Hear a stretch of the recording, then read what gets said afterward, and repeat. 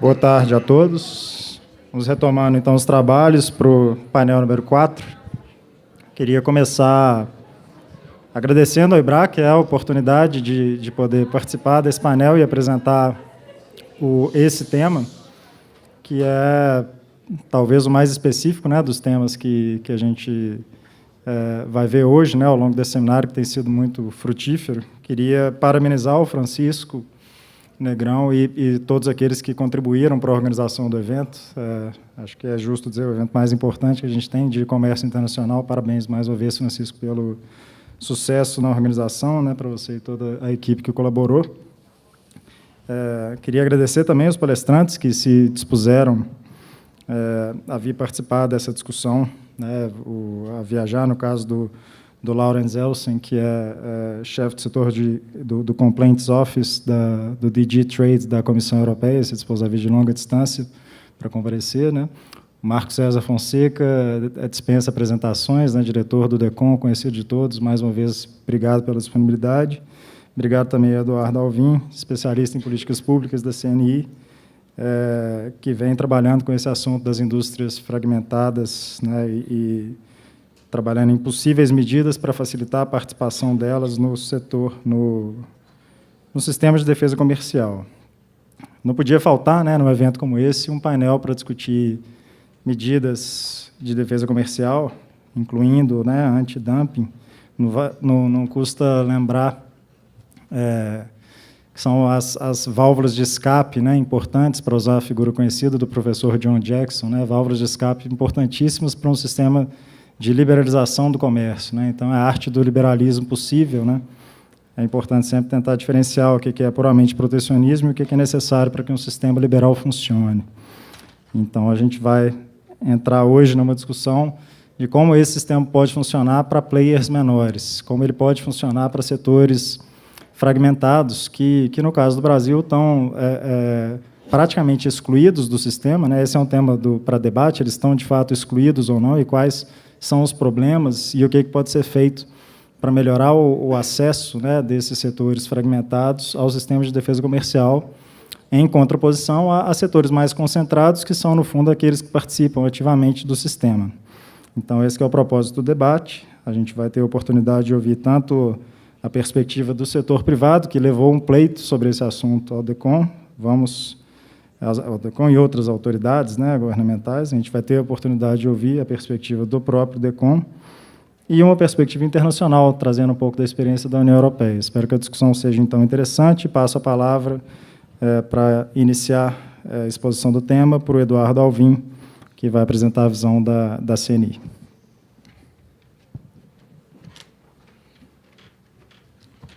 Bom, boa tarde a todos. Eu gostaria de agradecer, em primeiro lugar, o convite do IBRAC para participar desse seminário e saudar aqui muitos dos meus chefes, ex-chefes, nos meus tempos de MIDIC, aqui, o Godinho, que eu acho que a Tatiana também já foram, o Abraão e o Marco César, que fomos contemporâneos. Ele não foi meu chefe diretamente, mas foi praticamente como tivesse sido nos meus tempos de DECOM.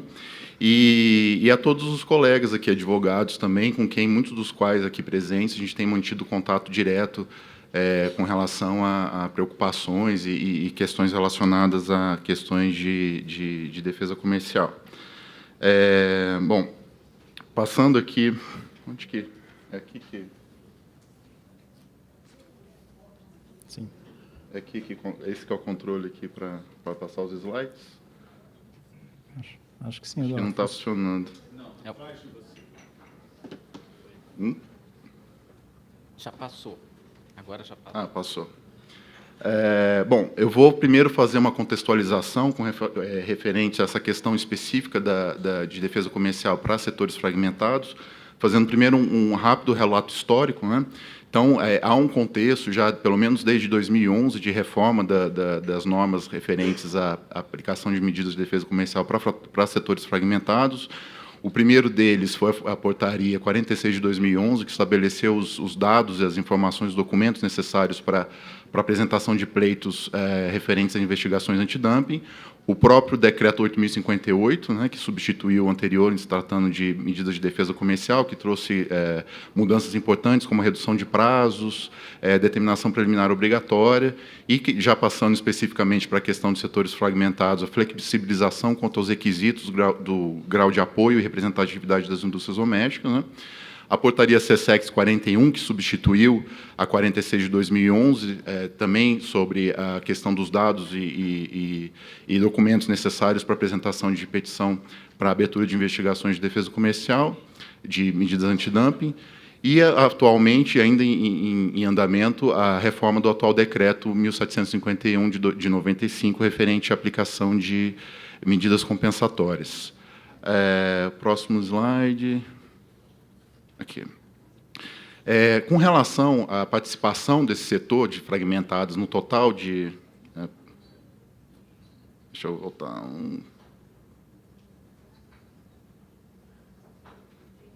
parece que está... Espera aí.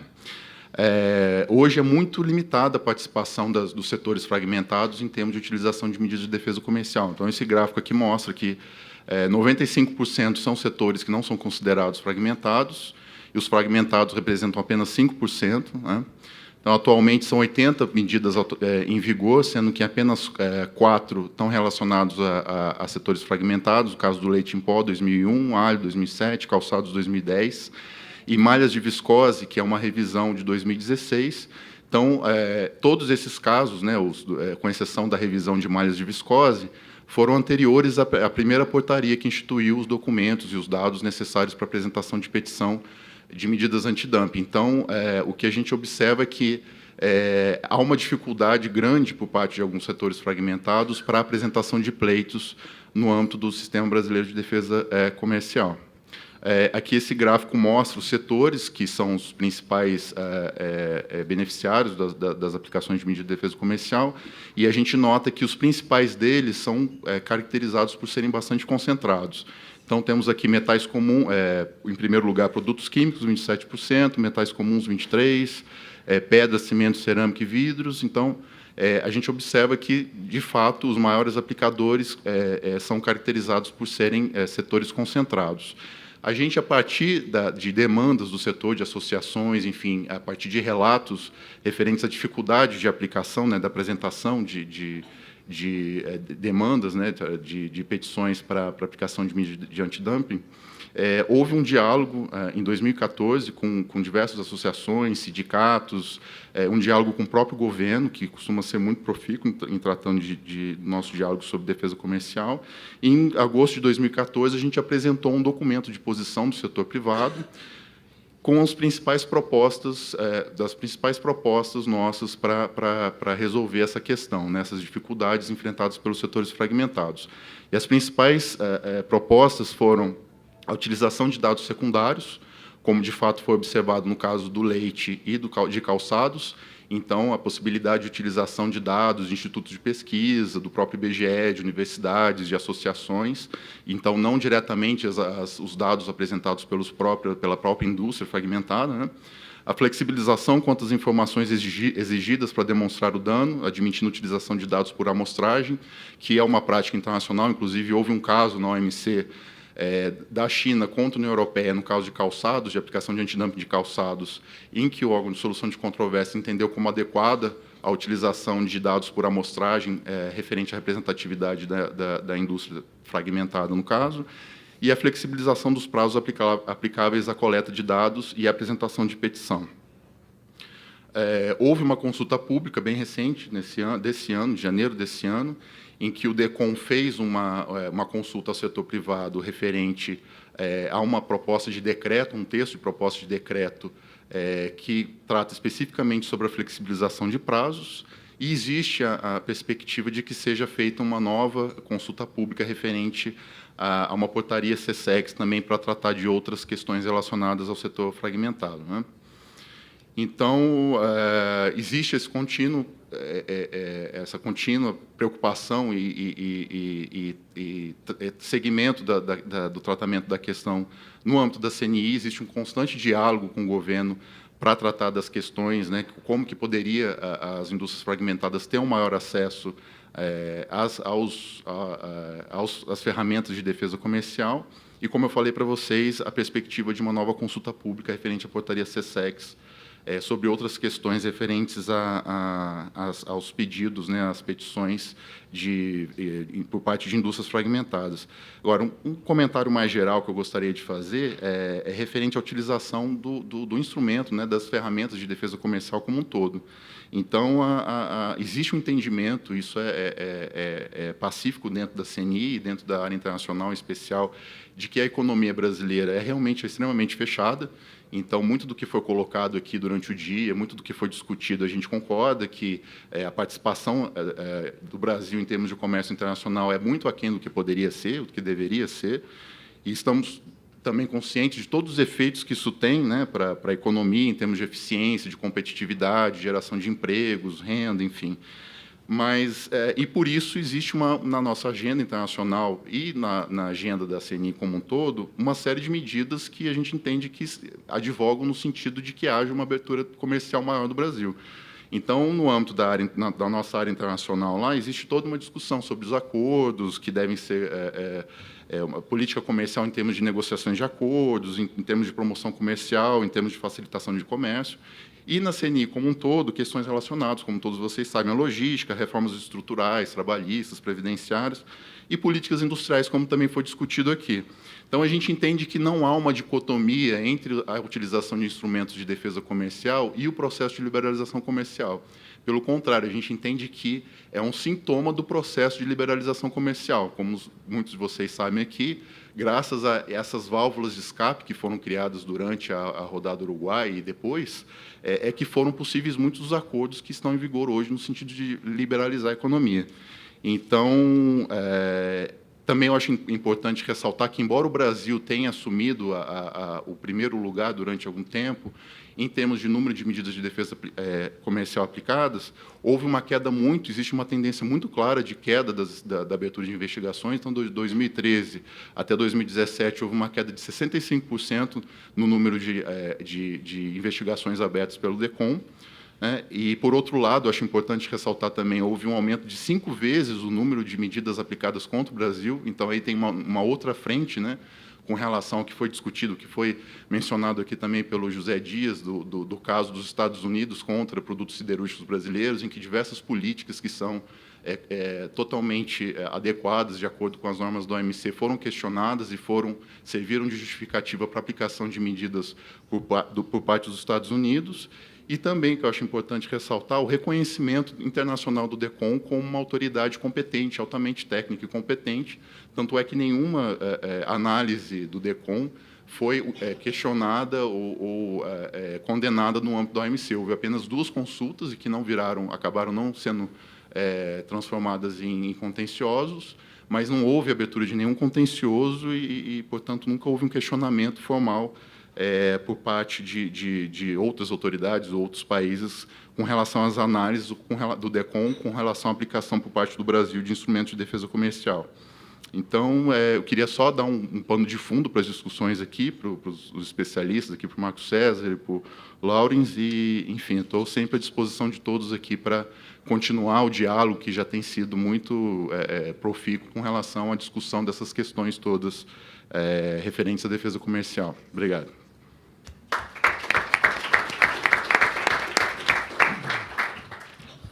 Obrigado, Eduardo. Acho que vai ser muito interessante depois ouvir as palavras do Marco César sobre como a proposta da CNI foi recebida, né, no âmbito do DECOM. A gente sabe que tem um novo decreto prestes aí a sair que permitirá a flexibilização com relação a dados, por exemplo, a serem apresentados pelas indústrias fragmentadas, né, para terem, especialmente no que se refere a petições de abertura de investigações de medidas de defesa comercial.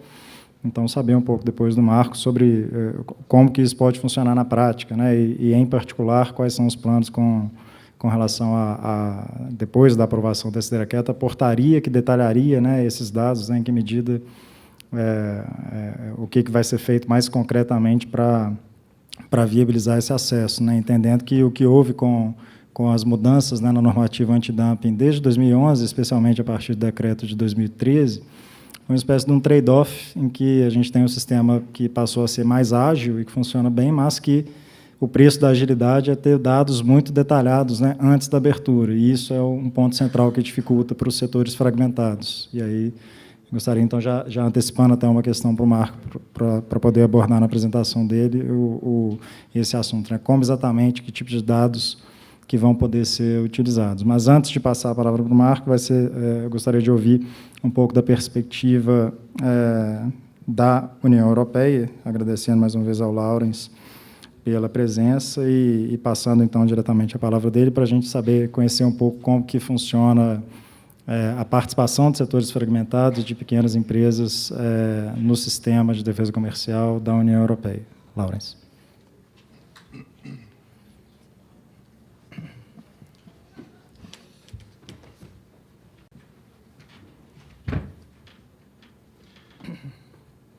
Yeah, thank you very much. Thank you very much for inviting me. It's an honor and a pleasure for me to be here. Thank you very much for that. Also, special thanks to the translators, because I think it's Professor Plummer and me are the only ones who are using their servers. But you have done an excellent job so far, because there's a lot to be translated. It's highly technical and. Apart from some jokes, but I think I got most of it. So, but the jokes are always a bit behind. I was asked to do a presentation about fragmented sectors, the role of SMEs in trade defense investigations in the European Union, which is a very interesting issue. I think Brazil faces similar problems as we face in the European Union. I will start with some remarks about SMEs in general, focusing on the economic importance of SMEs in the European Union. We conducted a study back in 2010 already, focusing on the problems faced by SMEs in TDI investigations already. I mean, they came up with recommendations, and we have followed up on these recommendations. I will say a few things on that as well. What is the situation today? How many investigations do we have, and which number of investigations do SMEs play a role? And finally, a few words on COSME, which is a bit beyond TDI. It's the program for competitiveness of the SMEs in Europe. It's more general. It's focusing on reinforcing the position of SMEs. SMEs in general, what are we talking about? We have a strict definition of SMEs. When we talk about, let's start at the bottom, maybe at the smallest companies. When we talk about micro companies, we mean companies with a less than 10 staff and a turnover of less than 2 million euros. When we talk about small companies, we talk about companies with less than 50 staff and less than 10 million euro turnover. And when we talk about medium-sized companies, we talk about companies of less than 250 staff and less than 15 million turnover. That's the definition we maintain in general. And just to give you an idea about the value of SMEs in the European economy, in 2015, just under 23 million SMEs generated 3.9 trillion euros in value added and employed 90 million people. This is 2/3 of the employment in EU 28, which will be EU 27, unfortunately, in 2 years' time. The vast majority are micro-enterprises with less than 10 employees. That was a bit of a surprise, but these very small companies are very, very important for the European economy. Micro-enterprises account for almost 93% of all enterprises in the non-financial business sector. I don't know the figures for Brazil, but I can very well imagine that in Brazil SMEs play an equally important role in the economy, or maybe even a more important role than the European Union. But in the European Union, the role of SMEs is very, very important, and that's why it's even more important to have them actively involved in our TDI investigations. The study covered all SMEs categories, so the SME producers, the users of the product subject to anti-dumping investigations, the importers, the traders, the retailers, and the exporters, which can potentially be subject to TDI investigations from third countries against the European Union. The objective was to identify the difficulties of SMEs in TDI proceedings and to come up with recommendations. So all categories of SMEs were covered. And the study showed the following difficulties of SMEs in TDI proceedings. Lack of awareness. The SMEs simply didn't know there was an ongoing investigation until the day measures were imposed. Lack of knowledge. Sometimes they knew something was going on, but they didn't have any idea how to participate actively in investigations. As you know, the European Union with 28 member states that are having their own language regime and sometimes considered to be far from Brussels. Brussels is far away. It's difficult to get in touch with the administration far away in Brussels.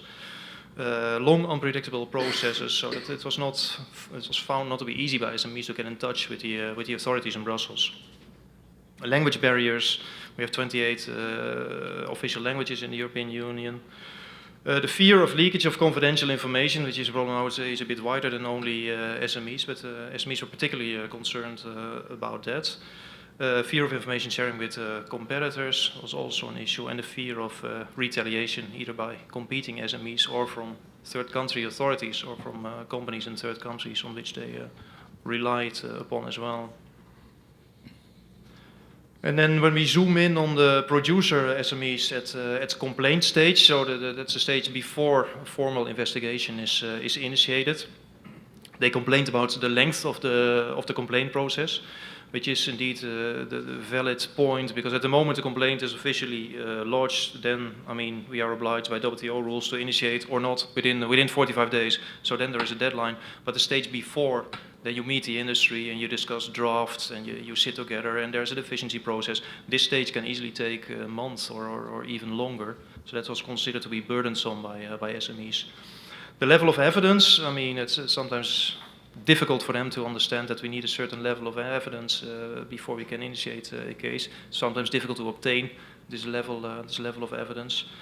And then, of course, the standing requirements. If you are an SME and we can only initiate a case when 25% of the domestic production is supporting the case, then you need in fragmented sectors, you need many SMEs supporting the case. So then it's difficult to get organized. But this is, as you know, this is a legal requirement. This is not something we can change. But of course, this is a problem for SMEs. That was a complaint stage, so before the actual investigation, and then we have an investigation which is published in the official journal of the European institutions. And then during the investigation, they were facing problems as well.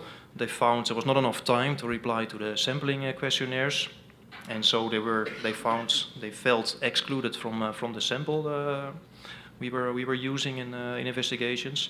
The main questionnaire was found too complex, too lengthy, too long, too technical.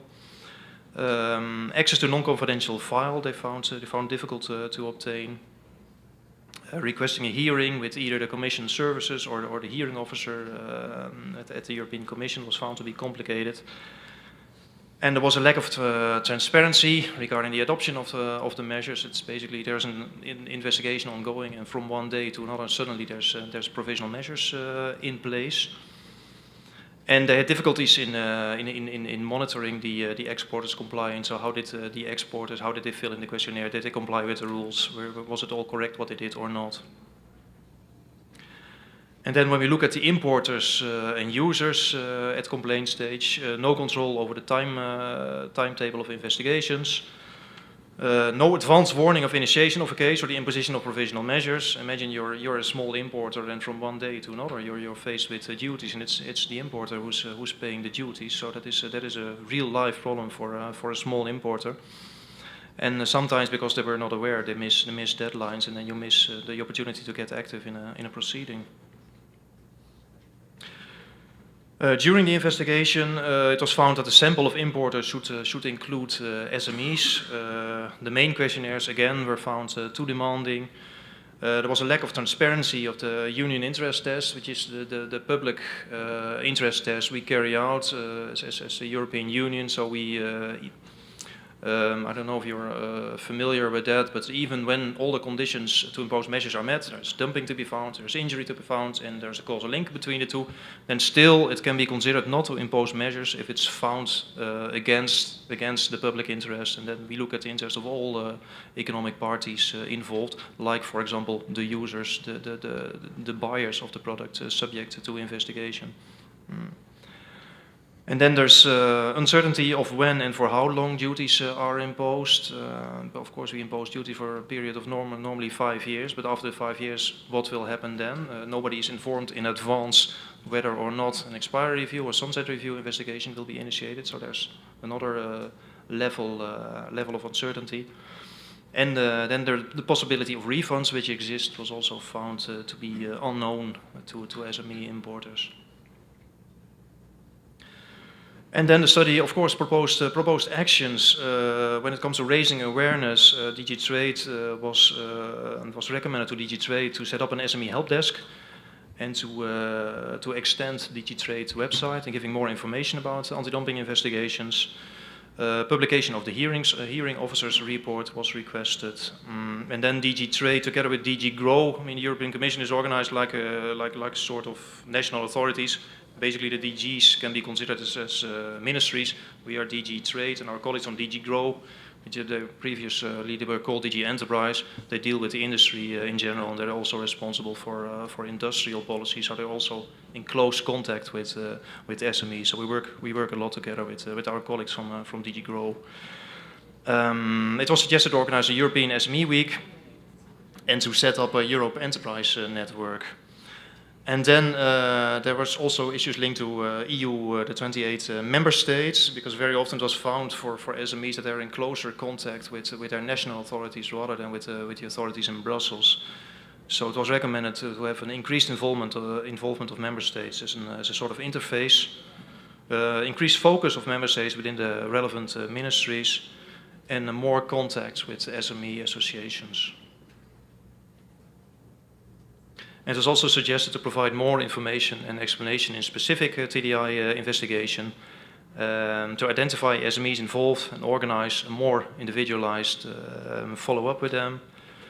Organization of training seminars for member states to explain them more about the basics of anti-dumping, our anti-dumping investigations. And SMEs not in trade associations should create ad hoc associations. At least we should make them aware of that possibility to share costs and information. Okay, that was the recommendations, and then the question is, of course, what happened since then? What did the European Commission do with these recommendations? Well, in terms of raising awareness, we have indeed set up an SME help desk. This, what is it? It is a mailbox and a phone number, basically very simple. But SMEs they can contact the help desk at any time with any question they have about anti-dumping proceedings. Very often it's simple procedural questions, and sometimes they ask assistance in filling in a questionnaire. Can be any kind of issues, and we try to help wherever we can. We have extended our DG Trade website. We have added our questionnaires so that parties have an idea what we request, and indeed they can see already that the questionnaires are lengthy and complicated, not easy to fill in. We have extended our guide for complainants. We have tried to explain in non-legal, non-technical terms how an anti-dumping investigation looks like and what kind of information is needed. We have given concrete examples to make it as clear as possible. And then this SME network was set up, and member states are closer involved in investigations and contacts with SMEs as well. When it comes to the identification of SMEs, at the beginning of the proceeding, what we ask now as complainants is to provide a detailed list with all producers, with all users, with all importers, including SMEs, of course, and then that allows us to inform SMEs at the day of initiation of the fact that an investigation was initiated. Because formally, of course, it's published in the official journal, but I mean, in practice, nobody reads this, so it's better to reach out to them individually if possible. And then the simplified questionnaires, we need a certain level of detail, of information, of course, but wherever possible, we have tried to simplify the questionnaires. And they're still long, they're still lengthy, but they are shorter and more concise, I would say, than the questionnaires we send to the bigger companies. And if possible, we also grant additional time to SMEs to fill in the questionnaires. And then we have changed our practice as regards the sample of the domestic producers. We do that now. We send standing letters already before, sampling standing letters as we call them, already before initiation.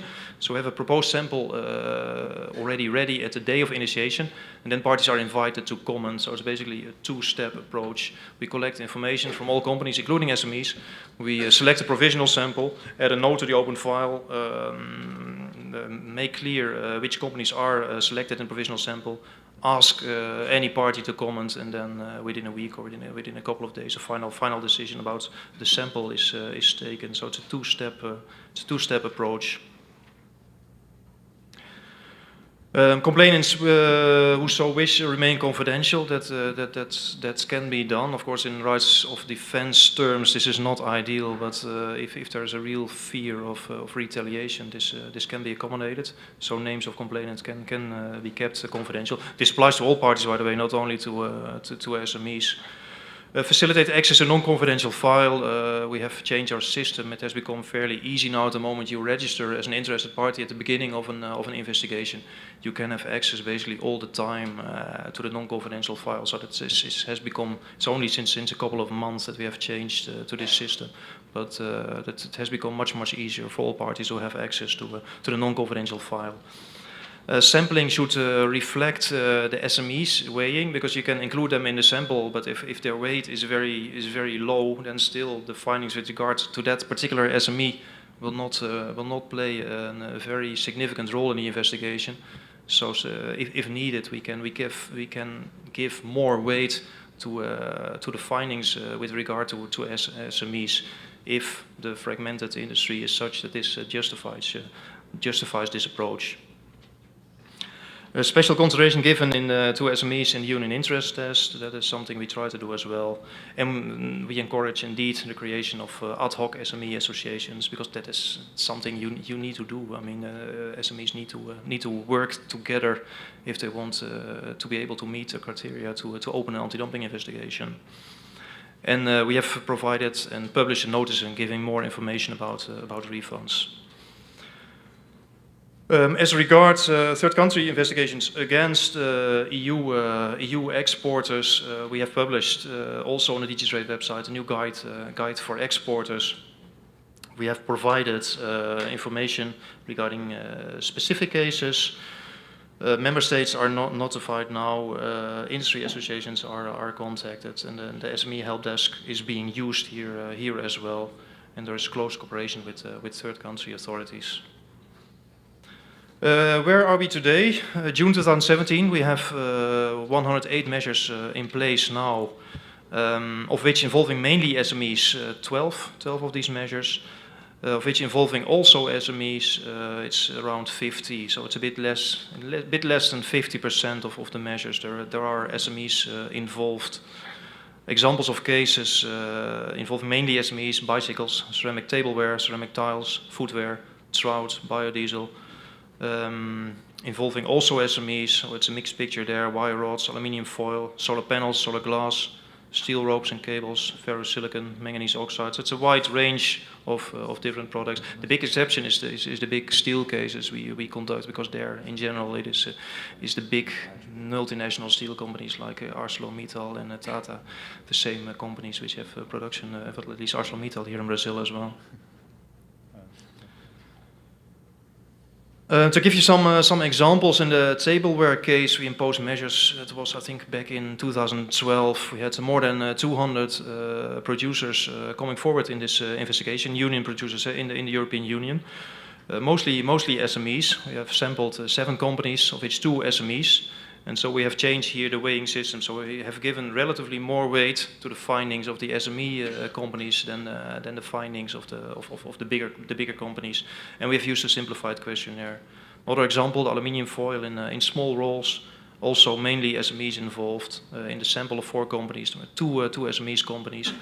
but the sales were very, in terms of volume and value. In this case, were fairly similar to the sales of the other bigger companies. So there was no need to change the weighing calculations. Also here, the simplified questionnaire was used. Last slide, yeah, as I said already, this is a bit goes beyond TDI, but just to show that we try to give a lot of attention to SMEs and their needs. We have a program managed by our colleagues from DG Grow with regard to competitiveness of SMEs, and which provides support in four areas: facilitating access to finance, access to markets, creating better framework conditions for competitiveness, and encouraging entrepreneurship. So this is what we do now, how we try to get SMEs involved in our proceedings. Have we been successful? Have we not been successful? I think it's a mixed picture. I think we have definitely made progress. We have more SMEs involved. They're more active. We have increased awareness now, but there's always room for improvement. I think it's a good first step, but it's in any event, I think that is something which is very broadly spread now among European institutions. That is of the utmost importance to have SMEs involved in TDI investigations in view of the very important role in the European economy. Thank you very much.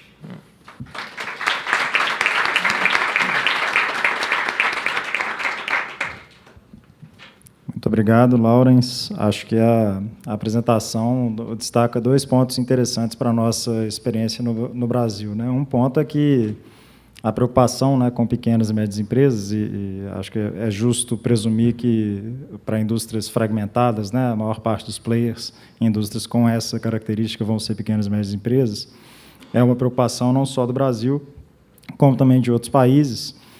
E esse é um ponto interessante de se observar. E outra questão é que é muito interessante ver que foi feito um estudo a respeito do tema para identificar as dificuldades na União Europeia e, mais importante ainda, foram tomadas várias medidas, né, posteriormente, em função desse estudo para facilitar o acesso. A gente vê que o tema continua desafiador. Quando a gente percebe a estatística mostrada pelo Laurens, em torno de 10% dos casos envolvem praticamente ou majoritariamente pequenas e médias empresas, e quase 50% envolvem também pequenas e médias empresas. É um percentual maior, né, do que o percentual mostrado pelo Eduardo, né? O número é mínimo de casos no Brasil envolvendo setores fragmentados. Então, embora o problema não seja só do Brasil, aparentemente os dados mostram que há espaço para melhorar isso no Brasil.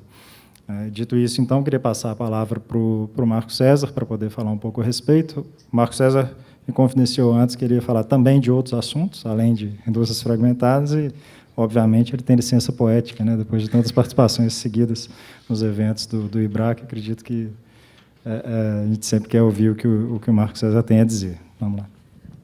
Okay. Boa tarde a todos. Primeiramente, agradecer ao IBRAC mais uma vez por esse convite. É sempre muito bom participar desse evento, anualmente, que acontece aqui em São Paulo.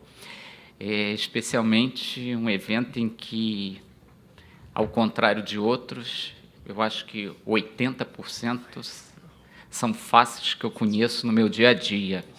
São pessoas que participam do cotidiano do Departamento de Defesa Comercial. Bom, eu vou começar falando um pouco sobre nossa proposta sobre indústria fragmentada, o que nós temos hoje, e quais são as perspectivas desse novo regulamento. Eu acho que o Laurens já fez uma ligação muito boa em relacionar a indústria fragmentada com médias, pequenas e microempresas.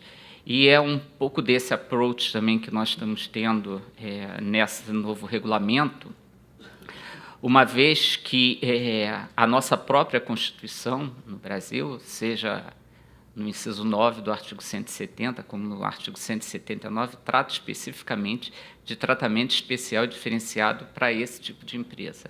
E eu acho que é aí que se insere uma visão um tanto quanto aristotélica da questão, em que a gente precisa, na justa medida, adaptar as regras a esse conjunto de empresas para que possam participar do nosso sistema de defesa comercial. Bom, essa proposta inicial foi feita, como já muito bem colocado pelo Eduardo, uma consulta pública em que todos puderam participar e opinar a respeito da proposta que estava sendo, então, feita pelo governo federal. E dessa proposta, eu queria pontuar dois principais objetivos. Um é a flexibilização dos prazos. E daí, só um parêntese, que a nossa proposta para a indústria fragmentada não é tão ampla como que tem hoje na União Europeia, e ela está sendo limitada para aquelas empresas que pretendem peticionar uma investigação de defesa comercial junto ao governo brasileiro, mais especificamente lá junto ao DECOM. Então, nessa flexibilização de prazos, dois pontos importantes. Tanto para a protocolização da petição, como os prazos relativos àquelas informações complementares que são sempre vêm no bojo das petições que são apresentadas ao DECOM. Com relação à flexibilização de conteúdo, essa proposta de decreto, esse regulamento, prevê aí um papel mais, digamos, enfático, um papel mais importante da SESEX, que então vai expedir uma norma específica para tratar desse conteúdo. Esse regulamento também vai trazer uma definição tanto quanto ampla do que vem a ser uma indústria fragmentada. A indústria fragmentada, grosso modo, vai ser aquela que tem um número muito elevado de produtores nacionais. E como vai se determinar se um setor é fragmentado ou não, ele vai ser feito caso a caso, a partir de informações que vão ser apresentadas diretamente ao Departamento de Defesa Comercial.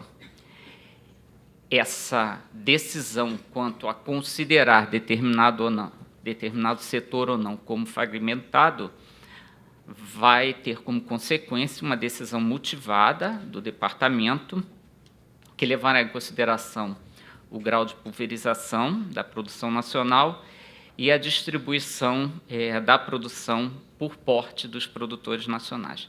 Então, esses vão ser dois fatores importantes para determinar se aquele segmento pode ser ou não considerado como uma indústria fragmentada. E toda essa análise será feita prévia à abertura da investigação.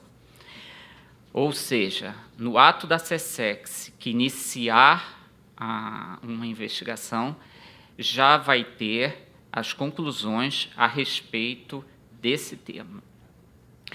O que a gente espera, isso eu acho que mais adiante nós teremos nesse regulamento da SESEX, são procedimentos para que quem peticione apresente as informações necessárias para que possa ser considerado como uma indústria fragmentada.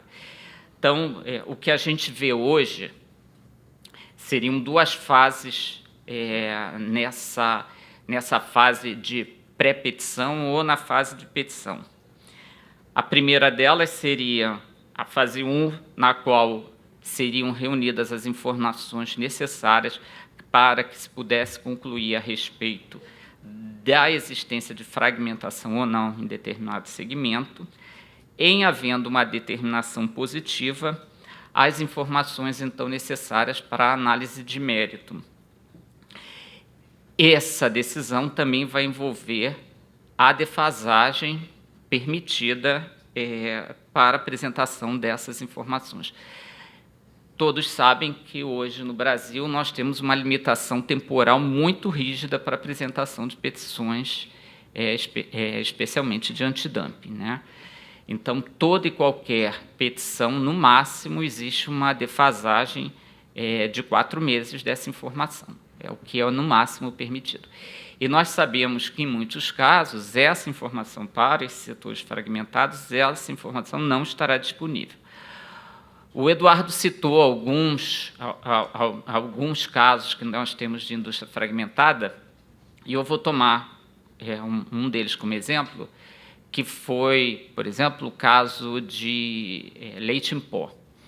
A última revisão que nós tivemos desse caso foi em 2011 ou 2012. Nós só tivemos, muitas dessas informações envolviam informações secundárias, só está disponibilizada a informação do ano X em novembro do ano X+1. Ou seja, haveria uma impossibilidade desse setor apresentar uma petição ao DECOM, porque aquela informação defasada de 4 anos não estava disponível à época da apresentação da petição. Ou seja, isso incluiria, obviamente, redundaria numa impossibilidade de que nós tivéssemos realizado àquela época essa revisão. Obviamente, isso também está nesse novo regulamento, deverá atender os princípios da proporcionalidade e da razoabilidade, né? Nós sabemos que já há decisões do órgão de solução de controvérsia a esse respeito e que a própria defasagem ela vai, no limite, ter que ter uma limitação temporal. Ou seja, todos devem ter em mente essas decisões anteriores do órgão de solução de controvérsia para que a gente já não inicie um caso em que fatalmente nós estaríamos violando as regras multilaterais. Isso passa pelo uso de fontes primárias e secundárias, né, de informação, e especialmente quando nós usarmos essas fontes secundárias, nós teremos que ter um cuidado especial na temporalidade dessas informações. Outra possibilidade que nós temos visualizado é modificar um pouco o sistema que nós temos atual previsto pela Portaria 41. Hoje, toda e qualquer informação relativa à indústria doméstica para caracterização de dano, ela é apresentada previamente à abertura da investigação. Ou seja, a indústria doméstica ela não tem nenhuma outra obrigação depois de iniciada a investigação com relação àquelas informações para a determinação de dano. O DECOM já recolhe todas essas informações previamente. Talvez, no caso de indústria fragmentada, essa flexibilização vai acontecer para uma fase posterior ao início da investigação. Obviamente que isso vai ter impacto, e o impacto, precisamente, está relacionado às determinações preliminares.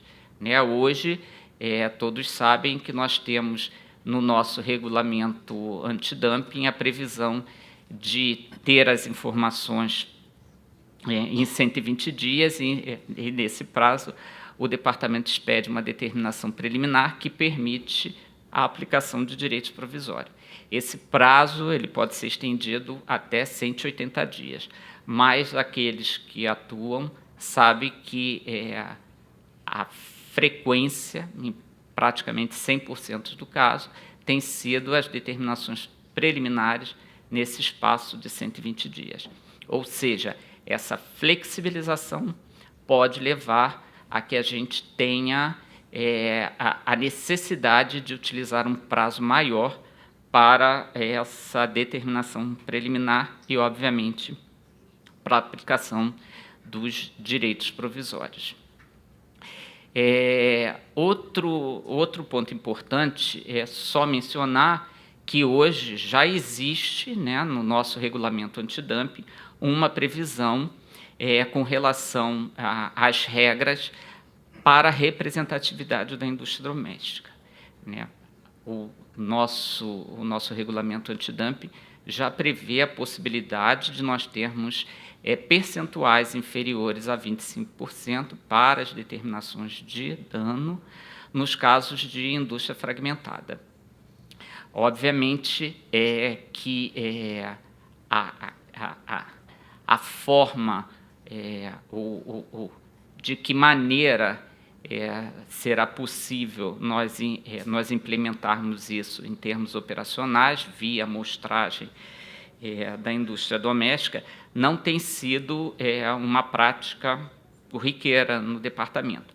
Mesmo naqueles setores em que nós temos uma certa fragmentação, e nós já tivemos alguns casos, acho que não é hoje que nós temos em vigor, que nós trabalhamos com dados primários, no caso de malha de viscose, por exemplo, que é uma medida que está em vigor. Nesse mesmo caso, nós tínhamos uma parcela da produção que era bastante representativa.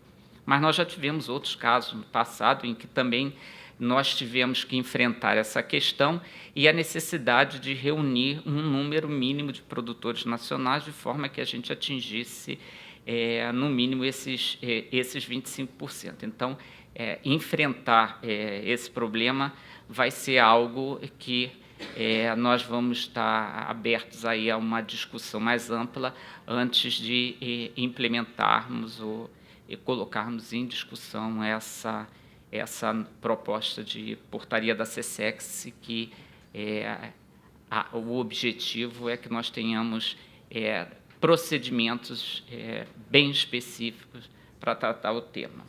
Bom, com isso, eu vou parar por aqui os meus comentários sobre indústria fragmentada. Eu só vou fazer um breve comentário, porque hoje houve uma menção da Tatiana a respeito de um documento, uma proposta de regras pela China. Só rapidamente, para quem quiser saber, é o documento TNRL-GN 185, que foi apresentado no grupo de regra, né, TN/RL/GEN/185. E um dos tópicos que é tratado nesse documento apresentado pela China é justamente o tratamento de pequena e média empresa já aí enquanto exportadores. O tratamento que poderia ser dado, um tratamento especial diferenciado para as empresas exportadoras. Só chamar a atenção que esse tema perpassa outras discussões também, inclusive lá no âmbito multilateral. Bom, além disso, só vou tocar com vocês nos temas que estão sendo tratados, muito embora já tenha tido uma reunião do grupo de regras e tenha tido uma resistência muito grande por parte dos negociadores americanos que não viram com bons olhos essa... Ô, João. Bom, que seriam questões ligadas à transparência e devido processo legal, que aí envolve regra de stand, a notificação prévia à abertura da investigação, acesso à informação, o disclosure do artigo 6.9 e as evidências necessárias para iniciar uma investigação de medidas compensatórias. O segundo tópico tratado pelos chineses é a tentativa de se evitar que as medidas antidumping tornem-se permanentes. E aí a limitação quanto à existência da medida em si. A proposta é limitá-las a 10 anos, ou seja, a possibilidade de apenas uma revisão de sunset. O terceiro tópico está relacionado à circunvenção e evitar que as medidas sejam expandidas, ou seja, pela utilização de circunvenção, algumas autoridades expandiriam o universo de produtos abarcado pelas medidas. E, por último, seria a transposição de dispositivos do acordo antidumping para o acordo de subsídio e medidas compensatórias. Muito dessas propostas aí dos chineses já estavam naquele célebre documento que foi consolidado pelo presidente do grupo de regras, naquele documento de 2011. Não sei se todos sabem, é o documento mesmo TN/RL/W/254 de 2011. Bom, então esse apenas aí um outro parêntese. E aí eu vou passar para um outro tema que me é muito caro. E aí, para isso, eu fiz uma apresentação, e essa apresentação, como vocês podem ver, é um mapa antigo, que inclusive tem alguns monstros marinhos. Essa apresentação leva em consideração um cenário que nós tínhamos, tem quase um histórico a respeito da aplicação de medidas de defesa comercial no mundo, especialmente e muito fixado na aplicação de medidas antidumping. Ele vai começar no Canadá, que é onde começa a nossa viagem. Essa viagem começou no Canadá, passa posteriormente para os Estados Unidos e depois se expande para outros países.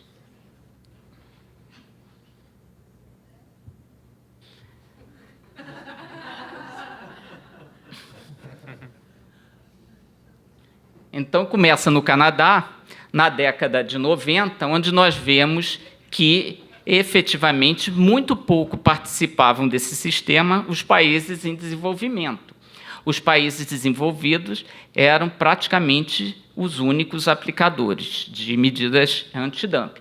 Se vocês forem ver, em 1994, atinge mais ou menos a metade, ou seja, naquele ano, os países em desenvolvimento praticamente se equivalem na abertura de investigação aos países desenvolvidos. Bom, dado interessante, até na era GATT, né, antes de 95 do OMC, apenas 17 partes contratantes tinham utilizado medidas de defesa comercial. Havia uma alta concentração nos países desenvolvidos. 80% das medidas aplicadas naquela época eram países desenvolvidos. 20% somente eram do países de desenvolvimento, naquela época já com a prevalência dos Estados Unidos. Os usuários tradicionais, eu acho que todo mundo sabe aquela época, Austrália, Canadá, Estados Unidos, Nova Zelândia e a União Europeia. E aí o que nós tínhamos ao final de 1994? 759 medidas em vigor, sendo 281 nos Estados Unidos, 137 na União Europeia, 97 no Canadá, 75 na Austrália, 21 na Nova Zelândia, e o Japão, coitado, entrou aí como um país desenvolvido, mas, na verdade, nunca foi um aplicador relevante de medidas de defesa comercial. Os outros países em desenvolvimento, que estariam entre eles ali o Brasil, que já tinha implementado também. Então, o que nós temos, naquela época, 80% desse total. Isso muda com a era da OMC. Na era da OMC, se vocês forem ver, os países em desenvolvimento ganham relevância nesse cenário e passam a ser os principais usuários, ou seja, passam a iniciar mais investigações que os países desenvolvidos. Medidas aplicadas também. O cenário não é muito diferente do que nós temos na abertura das investigações. CVD já é uma história diferente. A alta concentração continua existindo nos países desenvolvidos. Praticamente 80% de todas as investigações iniciadas com a liderança dos Estados Unidos. Vocês vão ver ali que praticamente são os países desenvolvidos que aplicam medidas compensatórias, muito pouco pelos países em desenvolvimento. Ok? Bom, aí só chamar a atenção de vocês e me desculpar, que esse gráfico só vai até o ano 2015, todos que eu mostrei até agora. A OMC ainda não liberou as informações relativas ao ano de 2016, nós temos apenas o primeiro semestre, que não dá uma boa visão. Então, eu me limitei a essas informações do ano de 2015. Até 2015. E aí nós vamos para o Brasil. Chegamos no nosso querido país. E aí nós vamos ver o que aconteceu nos últimos anos em termos de início de investigações originais. O que o Brasil representou nesse período? Se vocês forem ver, no ano de 2012 e de 2013, foram os anos que o Brasil iniciou mais investigação.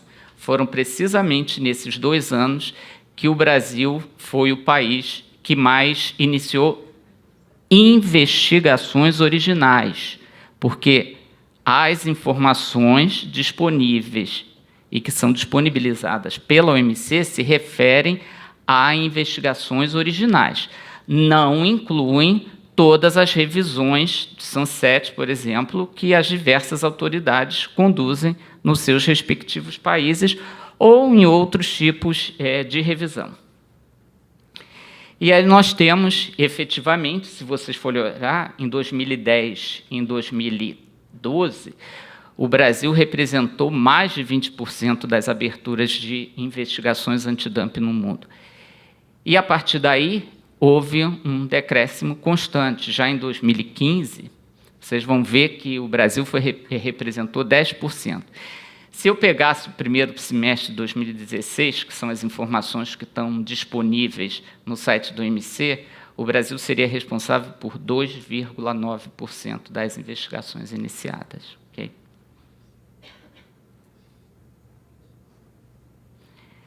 Eu acho que a grande maioria já conhece esse gráfico, que mostra o número de petições analisadas pelo Departamento de Defesa Comercial.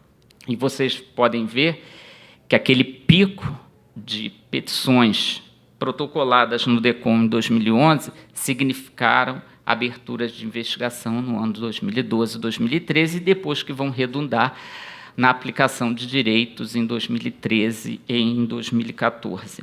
Aí eu queria chamar a atenção sobre um aspecto importante. O DECOM é provocado nas questões de defesa comercial. O governo brasileiro ele não atua, digamos, de forma proativa para início das investigações. É o setor privado que apresenta esses casos ao Departamento de Defesa Comercial. Agora, é importante ressaltar que toda vez, quando a gente tem uma autoridade investigadora instalada no país, uma questão importante, e que já foi mencionada aqui, está relacionada à segurança jurídica. A segurança jurídica está relacionada também a que você tenha regras claras e estáveis com relação à apresentação de petições, à análise da autoridade e ao tipo de critérios que são utilizados para aplicação ou não. Se a cada momento a autoridade estabelecer critérios distintos, a gente aí sim perde essa segurança jurídica, porque a cada momento, a cada passo da economia brasileira, o Departamento de Defesa Comercial for mudar o seu estándar de análise, aí sim nós teríamos um sistema em que eu não tenho a menor previsibilidade. Então, a previsibilidade do sistema está relacionada a que, independente das condições que eu tenha na economia brasileira, a atuação do departamento tem que ser linear. Ela tem que ser sempre a mesma, independente de qualquer situação que a gente tenha. Ou a gente perde completamente inclusive, credibilidade que nós temos no sistema. Então, é importante que isso fique claro. O DECOM ele não altera seus estándares de acordo com a situação política, econômica que nós vamos ter no país. É um órgão técnico e que se pauta por essa tecnicidade, às vezes até extrema, mas necessária. E aí nós temos as investigações que foram iniciadas, efetivamente aqueles picos. Olha que, nesse caso, as nossas investigações aqui não são comparáveis àqueles números da Organização Mundial do Comércio, uma vez que nós contamos não só as investigações originais, como também todas as Sunset Review que são iniciadas pelo departamento. Okay? Aí a aplicação, obviamente, como consequência daquela elevação, os anos de 2013 e 2014 foram aqueles nos quais houve um maior volume de aplicação de medidas de defesa comercial. Nesses 2 anos, efetivamente, o Brasil foi o país que mais, de acordo com as tabelas lá da OMC, que mais aplicou em investigações originais. Okay? E aí nós temos um quadro, na verdade, um quadro, né, um gráfico, em que vocês podem ter exata noção do que nós tivemos até hoje, o número de petições analisado, o percentual dessas petições que foram iniciadas, o que foi rejeitado, o que foi retirado e o que nós temos em análise. Vocês podem ver que o que nós tivemos de abertura de investigação, e aí a gente só tem essa comparação a partir do ano de 2005, que até então o departamento ele não computava o número de petições que eram recebidas pelo departamento, só desde 2005 nós temos esses números. Então, de todas as petições que foram recebidas nesse período, 58% transformou-se em investigações efetivamente. E daí, desses 58% que foram iniciadas, outros 58% transformaram-se em aplicação de direitos antidumping definitivos. Aí uma outra informação interessante, que é relacionada à automaticidade das renovações. Se vocês forem ver, no último período de 2010 a 2015, de 45, 27 foram prorrogadas. Isso significa, se vocês forem olhar, realmente, voltando para o anterior, vocês vão ver que no período de 2006 a 2010, nós tivemos quase que a totalidade de revisões iniciadas e nesse mesmo período que foi prorrogado. Se vocês já olham nesse último período, nós temos um nível de 60% dessas medidas. Outro aspecto importante para chamar a atenção é que, a partir de 2013, esse cenário, obviamente, vai mudar, uma vez que, hoje, o sistema brasileiro é completamente distinto do que nós tínhamos até aquele ano, porque, hoje, as peticionárias elas apresentam todos os dados previamente numa fase que todo mundo conhece como uma fase de pré-petição, e essa fase de pré-petição o departamento analisa e avalia se existe mérito ou não para que possa, eventualmente, isso ser apresentado. Então, muitos dos casos que são apresentados ao departamento praticamente já morrem na fase de pré-petição. Alguns outros ainda se transformam em petição, e isso não necessariamente vai levar à abertura de investigação, porque aí obviamente, vai depender do detalhe dessas informações que vão ser recebidas pelo departamento, e são sempre prévios à abertura. Então, vai ser frequente, cada vez mais, um percentual de aplicação maior do que nós tínhamos anteriormente, porque hoje a grande maioria dessas informações já estão contidas na petição. Então, você já tem praticamente uma análise de dano no início da investigação.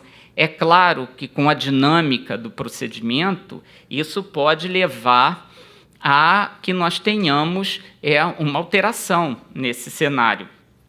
Isso vai depender das verificações in loco. Outra fase extremamente importante dentro do procedimento, e não necessariamente o que se abrir vai se tornar, no final, em aplicação de medida. Bom, por último, só agradecer a vocês. Boa tarde.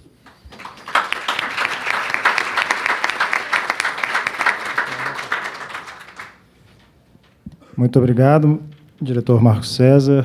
Como sempre, a exposição muito rica, né, para todos nós.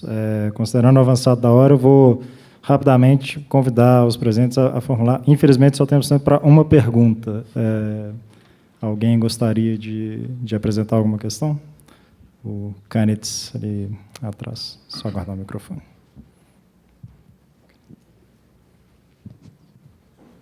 Roberto Canitz, da UNO. A minha pergunta sobre indústria fragmentada, e à luz ao caso EC Fasteners, eu me pergunto muito como é possível regulamentar, não só da parte do standing. Então, você peticionar e ver a legitimidade das empresas para iniciar um caso, mas também da parte da objetividade dos dados de dano que seriam aportados à investigação para você conseguir analisar se realmente há dano a uma totalidade, a uma grande parcela daquela indústria. Porque, no caso de Fasteners, ele faz essa separação muito bem, onde, de um lado, você tem os 25% ou 50% para você iniciar um caso, mas daí ele diz que 27,7% do total da indústria não seria suficiente para dar uma objetividade, uma análise dos dados da indústria. E daí a pergunta para os dois lados: como isso é feito agora na União Europeia e como seria feito no Brasil? Quer começar, Marco?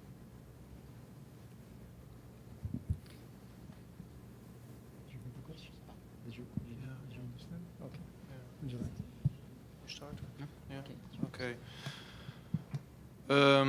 What we do in the European Union, when carrying out the sampling standing exercise, that we conduct before initiation all companies.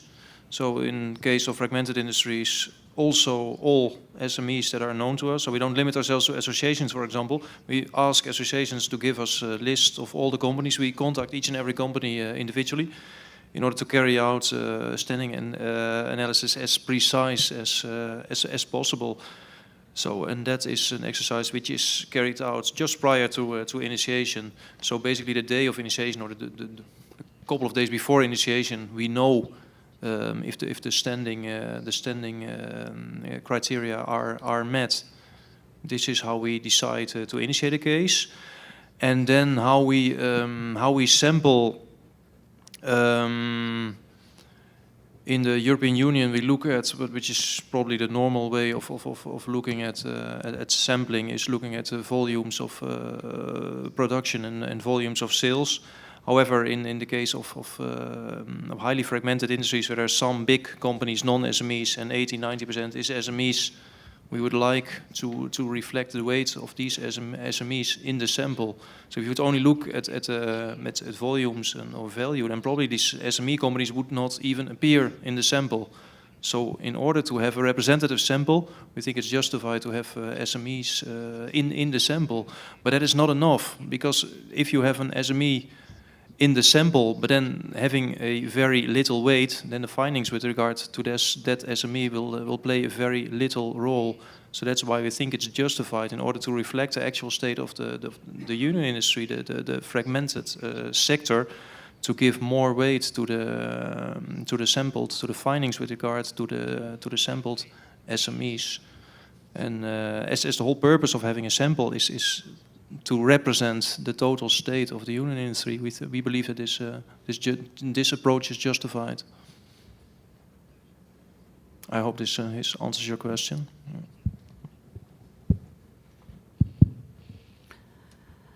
Bom, Roberto, respondendo à tua questão, depende, eu acho que de cada setor fragmentado.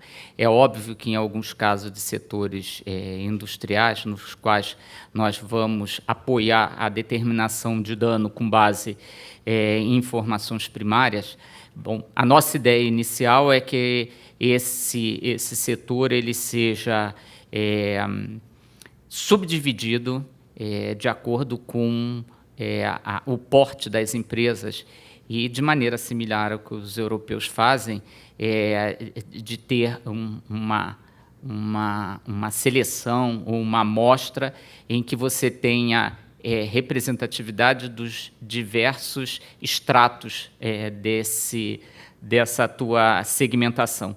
E, a partir daí, você vai estabelecer de forma bastante semelhante, obviamente, uma ponderação diferente para cada um desses segmentos, de forma que você tenha uma representatividade mínima desse setor fragmentado na sua composição da indústria doméstica.